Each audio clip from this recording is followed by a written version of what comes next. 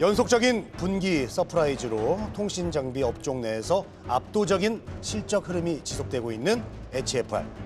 북미 고객 사양 추가 수주 물량 확대와 국내와 일본을 중심으로 한 특화망 사업의 본격화로 의미 있는 매출이 기대되는 HFR. 내년에도 나홀로 성장세는 이어질까요?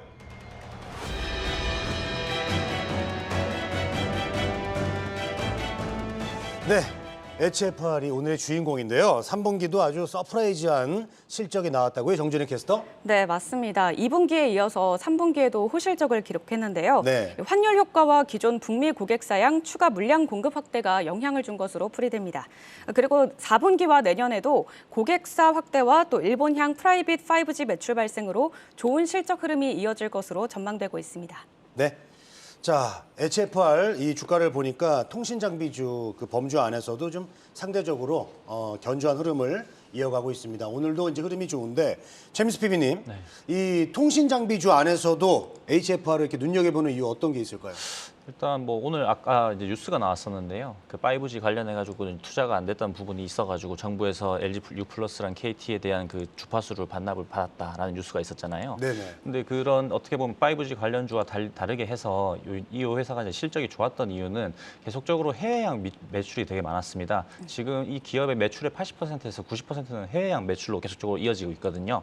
여기 이제 일본의 후지치라든지 뭐 미국의 ANTN 그리고 그런 통신사 쪽으로 해서 매출이 계속적으로 나오고 있는 부분이 조금 더 눈에 띈다라고 이제 말씀을 드릴 수가 있을 것 같고 최근 3분기 연속 이제 어떻게 보면 시장에서 추정하는 것보다는 실적이 계속적으로 잘 나오고 있어요. 그 말인즉슨 지금 5G에 대한 이제 수요라든지 이런 것들은 외국에서 이제 계속적으로 좀 이제 필요하다라고 이제 말씀을 드릴 수가 있을 것 같고 이 회사 같은 경우는 프론트홀 장비라는 거를 이제 만들고 있는데 이게 이제 일본의 푸지치 향이라든지 미국의 AT&T 향으로 계속적으로 매출이 좀 잘 나오고 있다라고 이제 말씀을 드릴 수가 있을 것 같아요. 그래서 사실 5G 업종 자체는 지금 뭐 아시다시피 뭐 예전에 KMW라든지 오이솔루션 이런 회사들은 되게 주가가 좋았음에도 불구하고 최근에 실적이 턴어라운드하는 아직 기세는 안 보이거든요. 근데 이제 HFR 같은 경우에는 지금 3분기 연속적으로 실적이 계속적으로 나오고 있고 북미 고객사라든지 이런 신규 사업들이 이제 구체화까지 감안을 할 때는 아주 뭐 최선호 5G 정도의 5G 이제 산업 섹터 중에서 최선호주가 아닌가 그렇게 말씀을 드릴 수 있을 것 같습니다. 네네, 알겠습니다. 자, 그리고 내년에 또 호실적도 또 기대가 되고요. 자, HFR에 대해서 얘기 나누고 있는데 우리 윤여민 팀장님은 어떻게 좀 보고 계십니까?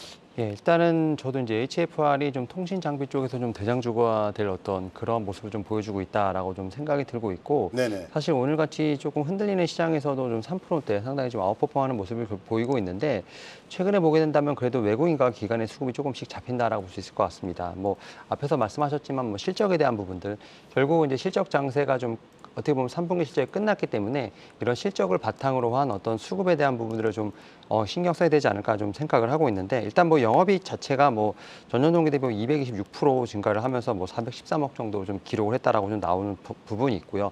최근에 보게 되면 이제 전송 장비 공급 계약 같은 경우가 조금씩 나오고 있는 상황입니다. 뭐 노키아 쪽에 뭐 한 110억 정도 지금 또 공시가 좀 나왔고, 또 이제 한수원의 또 5G 특화망 뭐 제품 공급까지 좀 계속해서 나온다라는 좀 뉴스가 좀 나오고 있는 부분이 있기 때문에 결국 이런 공시를 토대로 지금 3분기 실적이 4분기 내년까지도 계속 이어질 것이라는 좀 전망이 있기 때문에 이러한 측면에서 수급이 들어가지 않나 좀 생각을 하고 있고, 결국 이제 다른 어떤 지금 기타 5G 통신 장비에 비해서 상당히 좀 흐름 자체가 견조한 부분들, 뭐 주봉상으로 본다 하더라도 이제 좀 가장 긴 매물대를 좀 뚫고 올라가는 모습을 보면서 확실히 좀 일단 통신 장비 쪽에서는 좀 대장주 역할을 좀 하고 있지 않나 생각하고 있습니다. 네. 그럼 윤여민 팀장님, 그렇다면은 이 통신 장비주 네. 앞으로 좀 전망을 좀 어떻게 보세요?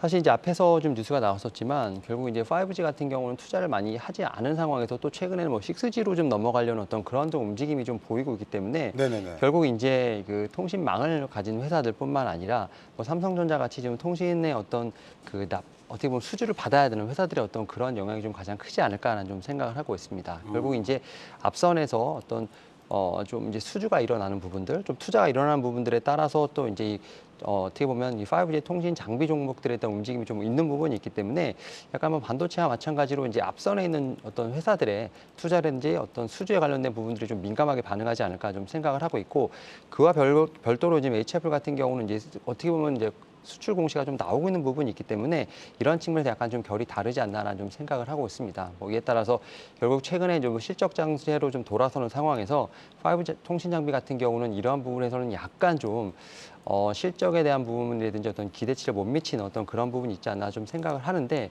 결국 뉴스에 따라서 결국 이제 다른 통신사들도 다시 한번 좀 투자에 대한 부분들을 다시 한번 좀 집행하지 않을까라는 좀 생각을 하면서 결국은 이제 앞선에 있는 좀 종목들에 대한 뉴스 플로우를 좀 체크를 해보면서 통신 장비의 좀 흐름을 좀 체크해야 되지 않을까 좀 생각하고 있습니다. 네. 자, 우리 최민수 PD님은 이 5G 쪽 관련돼서 앞으로 어떻게 좀 전망하고 계세요? 이게 참 근데 사실 어려운 부분이 네. 이게 이제 국가에서 이런 식으로 이제 통신 3사한테 뭐랄까요 이제 투자를 좀 요구하게 되면 아무래도 좀 투자를 해야 되는데 이게 사실 처음에 이제 기지국이 설릴 때는 2019년, 20년도에 처음에 투자를 하고 나서는 계속적으로 투자를 안 했어요. 그래서 뭐 모양만, 뭐 무늬만 5G 아니냐 이런 식의 비판은 사실 많이 받아왔었고 사실 주변에 핸드폰을 사용하시는 분들 보시면 LTE나 5G나 사실 그렇게까지 막 속도의 차이라든지 이런 부분이 그렇게 차이 나는 부분은 없거든요. 근데 그만큼 사실 5G 같은 경우에는 100MHz를 넘어가고 더 미세하고 촘촘하게 깔아기 때문에 투자비가 좀 많이 소요된다는 부분은 있습니다. 그래서 이게 시기의 문제지 결론은 투자를 하긴 할 텐데 사실 투자비가 재원이 많이 소요되는 부분이 있다 보니까 이게 조금 뭐 당장 내년부터 이제 실시한다라고 이제 확정적으로 말씀을 드릴 수는 없겠지만 지금 통신 이런 장비주들 지금 위치나 이런 상황을 봤을 때는 지금 주가가 거의 3년 거의 2년 가까이 지금 계속적으로 하락할 추세이기 때문에 투자가 좀 더 통신사의 캐펙스 투자가 다시 지속된다라고 이제 하면 예전에 KMW 같은 경우에는 정말 엄청난 그 주가 폭발력을 좀 보여줬던 사례가 있기 때문에 그런 것들을 통신사의 이제 캐펙스 투자를 잘 이제 참고하셔서 매매를 하시면 좋지 않을까 그렇게 말씀드리겠습니다.